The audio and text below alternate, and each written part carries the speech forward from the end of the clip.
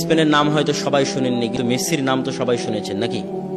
যুবক সমাজ শুনুনি, মেসি একটা প্লেয়ার আছে, একটা ক্লাবে খেলে, সেই ক্লাবের নাম হচ্ছে বার্সেলোনা, এবং আরো ক্লাব আছে রিয়াল মাদ্রিদ।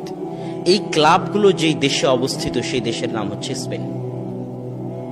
এবার বুঝতে পারলেন স্পেন কোন দেশ?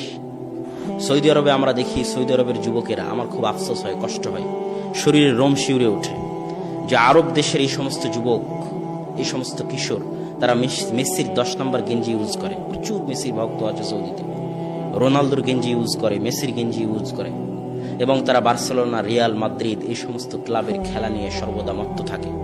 যেমন আমাদের যুব সমাজ বিপিএল এর খেলা নিয়ে মত্ত থাকে, বিপিএল এর জুয়ায় মত্ত থাকে। তো আমি আফসোস হই, কোন জায়গায় কষ্ট পাই, যে এই সমস্ত যুবক জানে না, আশ্চর্যের বিষয়, এই সমস্ত যুবক জানে না যেই সমস্ত ক্লাবের, যেই সমস্ত প্লেয়ারের খেলা নিয়ে তারা আনন্দ করতেছে, সময় নষ্ট করতেছে, ওই সমস্ত ক্লাব, ওই সমস্ত প্লেয়াররা যেখানে খেলে, সেই মাটি, সেই সরজমিনের মালিক একদিন মুসলমানেরা ছিল। শুধু তাই নয়, অনেক বড় বড় ইমাম এই জমিন থেকে এসেছে। তাফসিরে কুরতুবীর নাম শুনেছেন? তাফসিরে কুরতুবীর লেখক ইমাম কুরতুবী স্পেনের ইমাম। কুরতুবাকে ইংরেজিতে বলা হয় কর্ডোভা। ইংরেজিতে যেটা কর্ডোভা, সেটি আরবিতে কুরতুবা। ওই কর্ডোভা শহরের ইমাম হচ্ছেন তাফসিরে কুরতুবীর লেখক ইমাম কুরতুবী, স্পেনের ইমাম।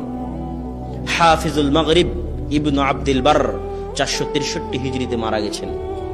তাকে বলা হতো মাগরিব বা স্পেনের হাফেজ, বিখ্যাত ইমাম। মুয়াত্তা মালিকের দুইটা ব্যাখ্যা গ্রন্থ তিনি লিখেছেন। মুয়াত্তা মালিক, ইমাম মালিকের লেখা হাদিস গ্রন্থ, যার দুইটা ব্যাখ্যা গ্রন্থ হাফেজ ইবনু আব্দুল বার লিখেছেন। তার বাড়ি হচ্ছে স্পেনে। ইবনু হাজাম আন্দালুসি, বিখ্যাত ইমাম, তার শত শত বড় বই আছে, আল মুহাল্লা, যেই বই ছাড়া উলামায়ে কেরাম ফতোয়া দিতে পারে না, সেই বইয়ের লেখক ইবনু হাজাম আন্দালুসি হচ্ছেন স্পেনের ইমাম। আব্দুল হক আল ইশবিলি, বিখ্যাত মুহাদ্দিস, তার বহু বই আছে আহকামের উপর লিখিত, যে বইগুলোর পরবর্তীতে ইমামেরা ব্যাখ্যা করেছে, তিনি হচ্ছেন স্পেনের ইমাম।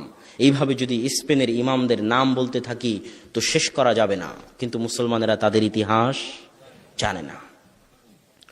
তো ওই স্পেন মুসলমানেরা হারিয়ে ফেলেছে। যে বাইতুল মাকদেস ফিলিস্তিন, সে বাইতুল মাকদেস এখন পর্যন্ত মুসলমানেরা 2 বার হারিয়েছে।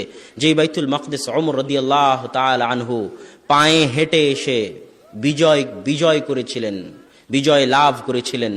তার গোলাম ছিল উটের পিঠে, তিনি ছিলেন পায়ে হাঁটা অবস্থায়। এত বিশাল খলিফা যে বাইতুল মাকদেস বিজয় করেছেন, সেই বাইতুল মাকদেস মুসলমানেরা কয়বার হারিয়েছে? 2 বার হারিয়েছে। একবার সালাহুদ্দিন আইয়ুবীর মাধ্যমে আল্লাহ উদ্ধার করিয়ে দিয়েছেন, আর একবার এখনো মাকবুজ, এখনো ইহুদি জায়নবাদী জায়নিস্টদের হাতে আছে।